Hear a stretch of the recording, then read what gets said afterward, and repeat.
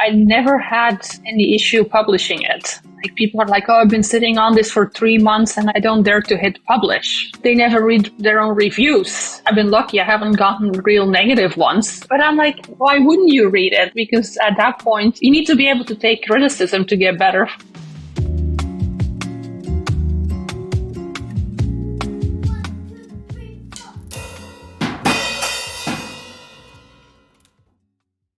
From Lady of the Army, a biography of Beatrice Eyre Patton, author Stefanie Van Steelandt included a beautiful and inspirational quote from Lao Tzu, which speaks to the great love story of George and Bee. The quote is this: "Being deeply loved by someone gives you strength, while loving someone deeply gives you courage." Welcome to this episode. We finally have Stefanie Van Steelandt. Thank you for having me. Stefanie is a good friend, and I'll get into how we know each other, but she is the author of this lovely book, Lady of the Army, and it's biography of Beatrice Eyre Patton, otherwise known as General Patton's lovely wife. So this came out, how long has it been out now for? Like a year and a half? November 2022. So cool. Yes, I know Stefanie. We date back to when I lived in New York, and we met through the young members of the Met Opera, and we volunteered to help with the Metropolitan Opera National Council auditions, which is basically a competition for singers between 20 and 30 years old, right? Yep, that hasn't changed. Mm-hmm. That hasn't changed. And now it's called the La Fontaine. And the La Fontaine competition after the big donors. Yeah. I mean, she existed too. So I met with Stefanie, and that was a fun task. We seemed to hit it off because we enjoyed helping to organize with that. And then Stefanie was heading it for many years after I kind of stopped. So Stefanie's still in New York, and she was always reading history books, and she decided to write one, which is really cool. Do you remember when you first started to think about writing about Beatrice? Yes, actually, I do. I could almost give you the exact date. Because before I decided to write the book, I'd always wanted to write one. I just didn't know about what, but I enjoyed writing. So even though my life wasn't that exciting, I always kept a diary. It's not that boring to read because being in New York, there are some fun things, happening, and you always meet interesting people. I think it was 2018, and I had watched the movie Patton, which is still a very well-known, famous movie that people love, and it still looks good. It looks very modern compared to some of the movies they make even today. But I watched it, and being that, like you mentioned, I love to read history books, I decided to read a biography on General Patton. And after I finished that, I'm like, oh, Beatrice sounds very interesting. I think there's a story there. I should write a book about Beatrice and her family. And that's how it started. Mm-hmm. That's amazing. I know that you started working on it, and then when COVID hit, it just became your full-time baby. Yeah, I was lucky. I had just finished all the research I needed to do, or the most important that I needed to do. And then kind of COVID helped that in the sense anything I didn't get to access beforehand, they were all, after 1 year, everything was open remotely. So I was, kind of funny, the Huntington Library in California, we set up an appointment, and this one guy was just, I never saw his face. I only saw his hands. I like to do things myself. And it's like, I could never have a driver because I feel bad having the guy sitting out there. It was the weirdest thing. I felt kind of bad about how the whole thing went, but it was a fun experience because they were very helpful, and it was a very novel solution to a problem that hadn't existed before. And I'm like, yeah, they should probably keep this, because some people, even after COVID, and nothing to do with that, can't afford to travel, or they can travel somewhere to do research. I mean, I think at this point they would charge you for something like this, but at that point it was free. So It was Yeah, because amazing. they'd have to control head count of how many people want to read like original manuscripts and stuff like that. Sure. That's very cool. I had moved in 2018 to Virginia and I was very pregnant and you came and I remember you were doing lots of research in DC and stuff like that. So I went to the city to meet you. And so, yeah, so that I'm remembering the timing now, 2018 really being all your research years or the start of the research years. And then you would say that by the time, like, I mean, I guess it's, everybody will say like, where did you start with the research? Did you just grab whatever you could, or did you have an idea, or was it something that just kind of unfolded naturally in terms of one thing led to another, led thing to another? I have a tendency to do stuff, gut feeling. So now I kind of forgot how I did it. And it's like being back to square one. I'm like, well, I've done this before. It should be easier, but it's almost harder. But that might just be the subject, or because this book was easy to research in the sense that the Pattons, they kept everything from the moment that he was born. There was less information on her, but, they kept everything thinking that he would be a famous general one day. And they were kind enough to donate everything to the Library of Congress, just so researchers would be able to have access to it. And they gave everything because I think the idea was that way it's transparent and, people can make their own decision. Because some authors will pick all the juicy stuff out of it, but it's all there. I think the first step, and that's probably with any book even, would be to read about the subject. And then you just look at the sources that have gone before and you can build on that. And that's the harder part. If there's no book written about the person before, then you're the one, the go-to person for the future. Yeah, the Library of Congress was the first step, and then it kind of went from there. Were some fun things or unexpected things that you found out about Beatrice or the general himself? I read, there was one book about her that was written by her daughter at some point, which focused more on their relationship. What the most remarkable thing was that I found out was how alike they were.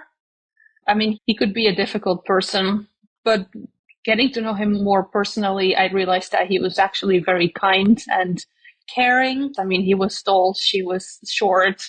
She was from a wealthy family who traveled the world, and he'd only been in California. But, so on the surface, they looked very different, but they were very much alike. Yeah, her temperament matched his, for sure. Both tough as nails and wanted adventure. Yeah. So kind of a joke that I say, but he's famous for slapping a soldier during World War II, but he slapped one first about 20 years earlier. Oh, there you go. So yeah, they were made for each other, that's for sure. So, I like to talk about kind of creative process and how you went about. So, there was the research. Did you start out with like an idea of what the story would look like beforehand, or did you kind of let the actual story, what it would be, kind of present itself to you? Well, I think because this is nonfiction, it's a very different way of writing than a novel, because you kind of stuck within a certain frame that you can't. So basically, she wrote the story for me in the sense that whatever happened in her life, I just wrote it based on the biographies that I had read before, meaning I wrote it the way I like to read it. And I wasn't going to adhere to conventions. And that was one of the reasons I'm like, I don't want a traditional publisher, because he's going to tell me your chapter needs to be, they all need to be 10,000 words and you need to cut this and cut that. And I'm a little stubborn in that sense. And I wanted to do my own thing. And I'm not going to say I know better, because I don't. That's why I hired professionals to finish the job. But I would say that it kind of came together. I think once I started with the one book that was written about her and taking the important parts out of it, the things I wanted to use. If it fit on a certain time, the incident fit on a timeline, that's how I started building the story.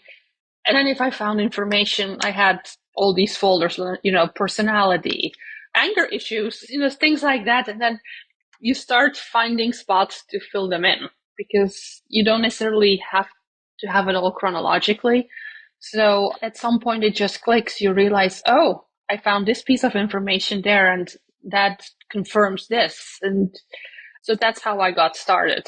Then it was just refining it and just looking for flow, Yeah. And starting with, I think that's the most important thing. And once you find that, you kind of get going. For me, was finding the opening, because you could just start, but I like to have like a prologue that starts off the story. And it's not popular in fiction anymore, but I think it's very important in nonfiction. And I think once I had that, all the puzzle pieces fell together, I'm like, okay, this is working. I got something here. That's the thing now, is to find the opening. Once I find that, and then once you find the title, that's another big one. And then once you have like something for the cover, that would be at the end. But those three things are like the major aha moments. Yeah, that define it kind of thing. So you came down to DC. Where were the other places that you went to? California, virtually. Hamilton in Massachusetts, where they lived and where they had their home. New York City actually had an archive that was very pertinent to the research. Syracuse, New York, and that gave me enough information to fill the book. I mean, we're talking about 100 years ago. People wrote a lot of letters. I'm sure there must be thousands of letters out there that people kept, I'm sure, that were written by her. But at some point, you have to decide to stop. Yeah, sure. Otherwise, it'd be 1,500 pages. Well, that's always, that's in any kind of piece of art. The biggest thing is knowing where to stop. Like, is it done? Okay. You can always do another book or something like that. But yeah, for that first piece, it's just stop it now. It's done. Yeah, you're right. With painting, it's the same thing. You have to know when to stop. Sometimes that's the hardest. But I have to say, and I've spoken and I've to other writers, and I've read some of their comments, because there's a whole community out there, and I mean, maybe it's a confidence issue. I don't know. I for some reason I was very confident in what I'd done, so I never had any issue publishing it. Like, people are like, oh, I've been sitting on this for 3 months and I don't dare to hit publish. And then the other one is they never read their own reviews. I've been lucky. I haven't gotten real negative ones. So maybe that'll change once one of those arrives. But I'm like, why wouldn't you read it? Because at that point, you need to know constructive, or some of it isn't constructive, but you need to know, you need to be able to take criticism to get better. I guess maybe that's the difference between the writer and painter. You're very logical. Like, I know you as a person, you're super logical, very grounded. So you're going to be able to look at something and qualify, is that fair? Is that not fair? And I wouldn't say like you're thick skinned, because it's not about being thick skinned. You're just, well, that doesn't make any sense. So yeah, I don't think you're like a temperamental artist. So that's great. I mean, you don't get in your own way. You know what I mean? You're going to keep on growing. That's how I see it. So now during the actual process of writing the novel, I try to write every day, but I never stuck to a schedule. I think a lot of writers need that, especially if they are self-publishing, because they don't have that. I guess the only schedule I stuck to was the date I picked when I wanted to have it published. But I gave myself the option to work on it whenever I wanted to. So, and I think it's easier, if there's a day where it's just not flowing, then it's better to not force it. And then I would just spend the time reading something that's related to it. So that would be an unofficial schedule for me. It's easier to work in the morning or to be creative in the morning. So get up early and get those words in. Did you ever have a thing where you wrote with different voices? Like, because, there can be like a different style, let's say a gray day, and so I'm in this kind of subtle or very morose mood or something like that. Or it's a sunny day and everything's great and the weather can affect it. But did you find that it was easy to stay in the same kind of style and voice throughout? I think for me, it was easy to stay within one way of writing. And I think it might go back to, like you said, being just a logical person. And I think also because it's nonfiction, same thing. It never really impacted me because you get to be creative writing a biography, obviously, but in a different way than writing a novel, in the sense that there you're making up the story and everything, Like including, moods or something yeah. like that. But for me, because I was stuck, I guess the only thing I could say would be possibly I would be working more on the sad parts of the story, maybe on certain days. Once I had the whole story, it was just a matter of going through it over and over. And whenever something came up, it came up. And I think also, like, you probably have read so much that you know the style that you like to write in. Whereas, like, some people might say, like, oh, I'm going to try like this. And today I feel like being witty or something like that. I would say, well, it's funny. Doris Kearns Goodwin, I went to a lecture last night by her. So it's funny that you ask. So I'm waiting in line to get the book signed. I hadn't done that in a while, and I'm the one sitting on the other side now, which is kind of more fun because I never know what to say. But I'm like, you know what? I just went up. I thanked her because I had read her books growing up. She influenced me a little in wanting to be a writer. So I'm like, meanwhile, I can throw that in there and make some self promotion. Because that would be kind of fun. I'm like, if someone reads your book and gives you a little sentence. So we chatted for a bit, and then the security guard is like, ma'am, you have to move on. So I gave her a card with the book. She was very influential, probably because she writes big books, thick books with lots of detailed information. And the other one would be David McCullough. They kind of go hand in hand, these old-fashioned biographers, which I don't think you find that many these days. So I'm happy to be compared to them. But other than that, I think even in painting, everything you've seen or done is going to influence it without you realizing it. And I guess that's what makes everyone individuals. Sure. Yeah, we're made up of so much, and because we're made differently, we respond differently or we take in different pieces. So we're so multifaceted. So yeah, if you were to have like a dinner party with anybody, throughout history, or who would you want at the table? Wait, how many people can I invite? Let's cap it at 20. Oh, 20. No. Yeah. I almost want to say Beatrice, but at the same time, I feel like I know her so well. I almost don't need to, if that makes sense.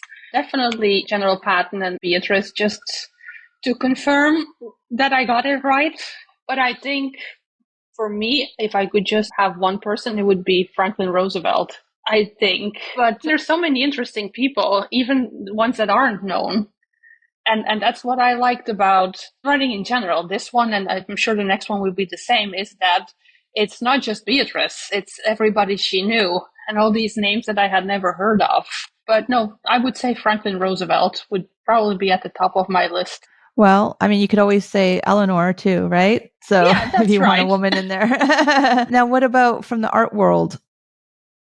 Like from ballet, opera? I would have to say what I've learned doing monk, or whatever we want to call it. Yeah.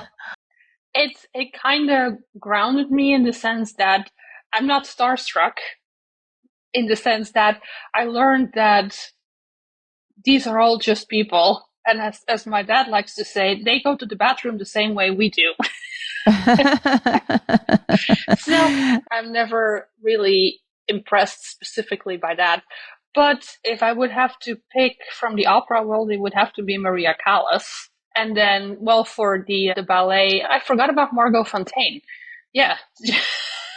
I think that's why I say La Fontaine, because it's like a mix of Margot's name and LaFont. Yeah. So Yeah, I don't know why I didn't think of her, because she would be definitely at the top of my list, and definitely a person I would want to write about. But she's only fourth in line. So, but we'll get to her. I have time. So then what's book number 2? I wanted it to be on Franklin Roosevelt because, well, obviously I have great admiration for the guy. Otherwise, I wouldn't invite him to my dinner party? To my dinner party. I was going to say my last supper, but, we'll just keep it dinner party. Yeah. I had an idea. I really enjoy telling someone's story from, family history to the point they die. So any book I write has to be about a dead person. I would never write about someone that's still living, because I only read biographies preferably about someone that has died. Otherwise, it's too open-ended. I mean, the idea with him was to write about the things that influenced him, and I still might do that, but I just changed it into more his family history, not the Roosevelt side, but the other side, his mother's side of the family. That is book 2/3. Because the other one I'm working on is Joanne Patton. Patton family asked me to, she's General Patton and Beatrice's daughter-in-law. And that's a whole different thing to tackle because there's just no books written about her. If you can share what's important about her, or why have they asked you to write about her? I mean, I knew her, so for me it's just personal, definitely a personal thing that I wanted to take on, because I didn't know her that long, but I would say that what I knew, the time that I knew her was very influential. And talking at all these places about Beatrice, a lot of people come up to me and actually say, "Oh, I knew Joanne." So she made a big difference in people's lives. I'd like to tell her story. She has a very interesting family history. And I think it's just telling, the human side. She had a big heart. She was very philanthropic. She possessed the characteristics that people lack these days. So I want to highlight that, her gracefulness, things like, so that's kind of why I'm like, yeah, plus it's kind of fun to be able to go into these archives that no one's ever looked into. It's kind of a challenge. So I think that's every biographer's dream, to have access to papers that no one's ever looked at. And that's kind of an exciting challenge. And then we get to 4 being Fontaine. There you go. And somewhere in the mix of all this, your diaries could probably be published as well. An artist in New York. I mean, why not? All the interesting people. Because I think you love like kind of all the different characters, how things can come together. And so, yeah, your own life. I'll pass those on to the next generation. They can do. Oh, there you go. For the archive. Keep them for the archive. Exactly. Or I can do it when I'm 80, which is what the book yesterday was about. She always writes about other people, but now she had written about her husband and herself based on all these diaries they had. So I'm like, I'll do that when I'm 80. That's good. That's, writing's always a nice, long-term goal. So I'm just going to go back to this dinner party. What would you make? Because Stefanie, so everybody knows, Stefanie's like a gourmet chef. I always like to make, when people come over for the first time, to make a traditional Belgian food. And I just make my all-time favorite, which is these endives that you wrap in ham with a cheese sauce and mashed potatoes. You always get the real me, and I wouldn't make it extra fancy because these famous people are coming, so they're getting farmers' food. They're getting peasant food. Full and honest, yeah. Franklin would be happy because the food at the White House that he got served was terrible. Not sure about the artists. They probably think it's too greasy. Yeah, it's kind of fun because you would have it like, planned out from cocktail and appetizer to dessert and after dinner coffee. So my favorite still, I would, if you're like, Sylvan, I'm inviting you to this big dinner party, you know what I'll want? I'll just want the hutzapah. Which is like the mashed potatoes with veg and pork. So it's hearty, it's tasty, it's clean tasting. I think Margot and Maria would approve. So as long as you've got something bubbly by them, perhaps. So yeah, that would be a fun dinner party. They kind of knew each other, so not all of them. It would make for interesting conversation. That's for sure. A movie were to be made from your book. We've talked about this a little bit of who would play who. Who would play Beatrice? The hard part is that there's been movies made, but for me, Beatrice, I would, who it is, Gillian Anderson. Gillian Anderson, hands down. Yes. Perfect. Definitely. Yeah. Yeah. And they kind of have the same physique. Patton I never thought about because David he's Duchovny. already. Get him to bring his guitar. Oh, that would be horrible because then people would only see Mulder and Scully. I know, right? Well, this is kind of funny. I'm just trying to think of who she had chemistry with, right? So, because you think, oh, they have to have chemistry. It's hard because, like I said, Patton, people see him so much as George C. Scott, the actor who played him in the 70s, that people think that's the real Patton. I mean, I've seen action dolls or, Barbie type things with his face. They model it after the wrong person. Yeah. I've seen book covers with it kind of happened to me with when I watched The Queen, and is it Michael Sheen? When I saw Tony Blair for real, I thought, no, it should be Michael Sheen. So like I got so used to him being Blair that I just thought when I saw the real one, I was like, no, you got the wrong one. So I know I get that often. I'm looking at the real one. I'm like, no, they don't even look alike. Like, this isn't right.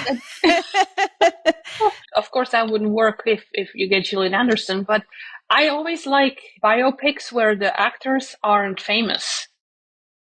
Or they're not, or this is their first role, because otherwise you're always seeing them as whoever they were, unless they're extremely good. But even the extremely good ones, you'll always see them as the most famous role. And I always find it more believable when it's not an actor I know, because then it technically could be that person, even though it's not. Because you're meeting them for the very first time. Yeah. So I'm not sure who even physically would. You need someone very tall and imposing. I would almost have to say some kind of British actor. I wouldn't mind the one from Henry Cavill. Is that the one from Downton Abbey? But he's too young to play Patton. The one that was he married Mary, I think. The second, not the first one, because no, not the one that died. Yeah, he played Sherlock Holmes, but that's just because I like to watch him. Benedict Cumberbatch. Yeah. I think part of it's like, I don't know who's actually, like, I don't know who's actually tall, Yeah. and I guess you'd have to look them up, because like Perry Mason, like my parents watch the old Perry Masons, not the new ones. And like Perry Mason and Paul Drake, those characters, they were like super, super tall. And I'm trying to think of, like, I don't know if Henry Cavill is actually tall or not, because he could be like an imposing kind of person.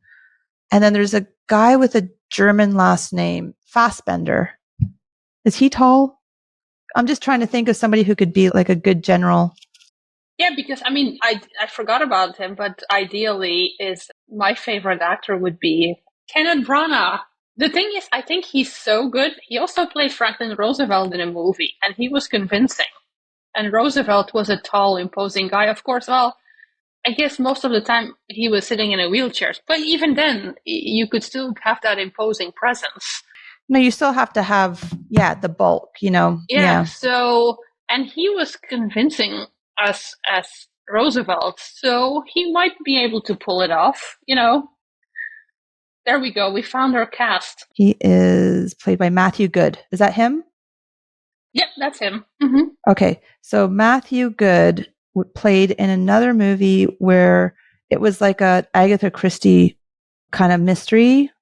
Oh, was that the one with Then There Were None or something, where they go to the island? And he plays Ordeal by Innocence, and he plays like a nasty husband in a wheelchair. And he's just rotten because he's upset that he's, been injured and stuff like that. So, so he pulls it off as being like this, tough guy in a wheelchair. So anyway, but we've already got Kenneth Branagh, so done deal. Yeah. There we go. And everyone else doesn't matter. Right? So there we go. We got our two leads. But I think it'd be hard. Because if I don't know how much you get to have input. Obviously it depends. If you write the script yourself, then that's a whole different thing. But, if someone decides to do a book, I'd have a hard time because I get very upset with all these biographical movies because they only show a certain part, or they don't get it right, or they make up a lot of the dialogue and things like that. And it's, based on true facts. Yeah, based on the book by. Yeah, so I'd either not be involved and not know at all what's going on, or I'd be don't so even involved. Go and watch it. Yeah. Or I'd be so involved that they'd be like, you know what? Never mind. She's driving us crazy. We're not doing this. Yeah, you'd become director, you'd become everything, right? But I think that's when you sell the rights and then you're like, and that's it. I guess for enough money, yeah. So yeah, that's cool. Yeah. Well, I mean, it's definitely a story you could make a movie of, or a TV show. I think there's plenty of miniseries. Miniseries, definitely. Mm-hmm. I mean, that's all they do these days. Yeah. Netflix, Prime, Hulu, Disney, whoever's hearing this, Yeah, because I feel like those things are more popular than movies these days. And they look almost like movies. Mm-hmm. They do, because, you want to follow along. You want to attach to a character and follow them through in their journey. And, because once a movie's over, you're like, oh, now I have to find something else, Do you think they're going to come back with another Crown? I know they've said that that's it. They've closed the books on the Crown. But the thing is, it's like come up to be so recent. So they can't really write a lot more. Yeah, that's the hard thing about the real life, because I think Downton Abbey is coming back with another movie. Oh, really? I don't know if that was just a rumor, but there were definitely talks of doing that. The Crown, I feel like, yeah, you would have to wait like at least 20 years because then you're getting into the recent stuff. And it's the same way with if you've lived it and you've seen it in the news, it's harder to watch it. And it's like going to the Metropolitan Museum and they have the fashion exhibit every year. And it's become so commercial that they show, it used to be historical things, and it was wonderful, and I consider the 40s and 50s, 60s even, that's all fine, but now they have half of the stuff is from this year or last year. Yeah, and it's a paid placement. Yeah. I could have gone to the store and bought that myself. There's no point in this being in a museum. And it would be the same about like making something about now. I guess that's why it's so hard, or why I don't watch movies about 9/11, for example. It's too recent. Yeah, I mean, I like a bit of an escape. So I think it's just with the royals, it's so juicy, It's like, oh, how would they treat this and how would they treat that, And how would they get to portray, everybody's going to want to know about William and Kate and Harry and Meghan. And then now, especially with, cancer, unfortunately, in real life and stuff like that. Well, I think it's harder too because the people are still alive and they would basically be. I feel like badly for however you feel about the royals. I feel badly for Kate dealing with this whole thing. And then for the king, then dealing with his own thing. And they're keeping it so private that they wouldn't be able to do it anyway because they have no idea. It would all be speculation and it would just, it would be in poor taste. So at this point, Yeah, that's why a big thing that a lot of people read these days is historical fiction. And I can get into that. If you want to read about it, then why not just read the real thing? And I'm shocked by the amount of people that read, and I think the Holocaust Museum actually made a statement about that, but the number of books written about people in concentration camps and stuff like that, and they're so popular, and I just don't understand it. I mean, I'm sure there's a lot of hope in those books. I don't know, but I'm like, are you getting the real story here? There's nothing to romanticize about this. Well, I guess it's a way of learning about history. If, I mean, a lot of history books, you have to be careful also with history books to, is it really, where do they get the information and all this kind of stuff?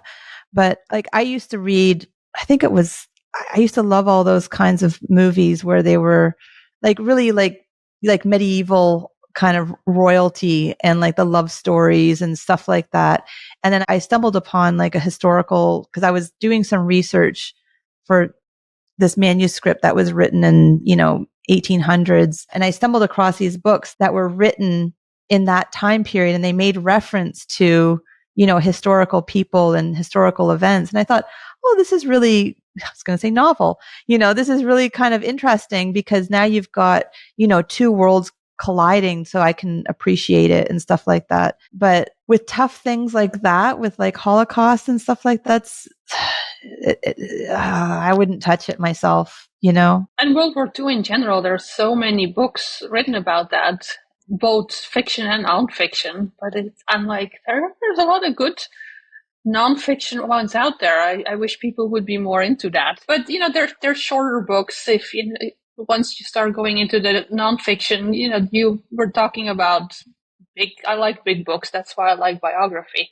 Well, not everybody likes a really dry story kind of thing, somehow weaving in some kind of, juicy story. So I think it's just the juiciness, that you want added and stuff like that. But, the nice thing about that, there was such a love, the personalities are really so interesting of Beatrice and George, and, the letter writing and the connection that they really had that, really reinforces what a marriage is, I think it's a fascinating story that, without it having to be, kind of salacious or anything like that, it's just people standing by each other, and very noble, and I don't think, it sounds like you said, like, there's maybe we don't think about things as being, as trying to endeavor to be noble, and like you were saying about, is it Joanna Patton?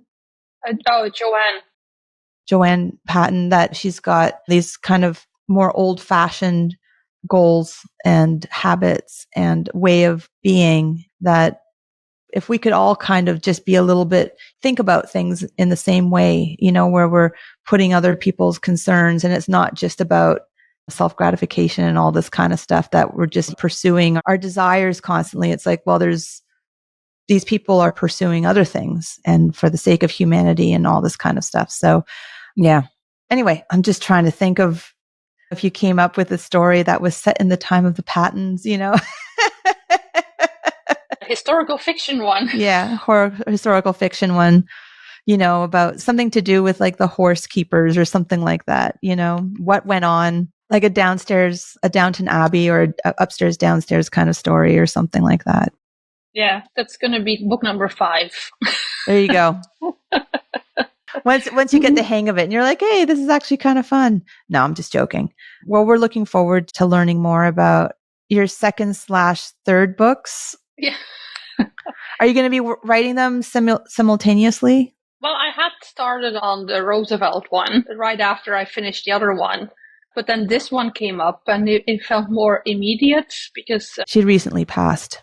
Yeah, so I try to dedicate at least one day of the week to the Roosevelt one, just as a, to have a backup, and maybe then to finish that one faster after, So you could do, it's not like a 4-year thing, although I don't think this will be a 4-year thing. But I'm trying to do a little bit of both. But with the focus on the Patton one, yeah. Also because it make a nice box set. Now you can have them together. How many times does that happen? Well, and that was one of the things that would be interesting, would be to compare, one generation to the next being an army wife, because it'll be different. So that'll be an interesting thing to kind of compare without comparing, because it has to be about her and not about, her famous. Well, that would be interesting, like an Army Wives series, to kind of look at the real housewives of the army, Yeah. I feel like wasn't there a show like that years ago? Army Wives? Oh, yes, it was. But I think it was fiction. It was fiction. Yeah, I never watched it. There's so many shows that I was just like, it doesn't apply to me. That's for older people. And I'm like, oh my gosh. Yeah. Now they're younger than me, but oh well. Yeah. it was still nice yesterday when the guy said, "Young lady, it's your turn." I'm like, "Oh, isn't that who are you nice? talking to?" And I'm like, "Oh, Isn't me." that Oh, nice? yeah. They say, Like, I'm yes, not going to miss. And correct I'm like, you. oh, right. Yes, I'm the young It's, lady. yep. You are a young lady. So it's nice when people are gracious like that. There are many gentlemen left out in the world and we appreciate them. Well, this has been really nice to chat about the book. And just so, where can people buy it? We didn't even get into publishing, self-publishing and what that was all about and how you like that. And would you give any advice for people who are looking to self-publish? I just wrote an article about that, but I think you can self-publish if you're doing, some people self-publish because they just want their family to have the family history or something, and that's perfectly fine. But if you want to do it and you want to take it serious and, have your book be able to be next to the regularly traditionally published ones, you just have to become your own publisher. So, I created an imprint, so it has technically a publisher, and it's just a small one, but you have to invest in two things: invest in an editor and invest in a cover designer.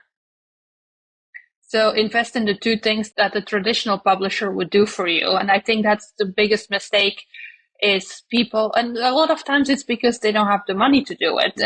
But then maybe you're not ready to publish, or you should continue looking for a traditional one, because the most of the time the ones self-published fail because it's just not professional looking. Yeah, it's full of mistakes, even grammar. And you can weed out most of those if you are diligent yourself, and you could. But if those two are a must, and after that, I think you're invested because I spend all the money and the work doing this.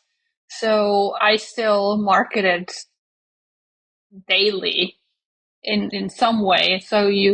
And that's something you would have to do with a traditional publisher anyway. So I might as well have control of everything. But yeah. So you wrote an article. Is this on your website? No, I think I haven't put it up on my website because self-publishing in the nonfiction, or especially biography, is not very common.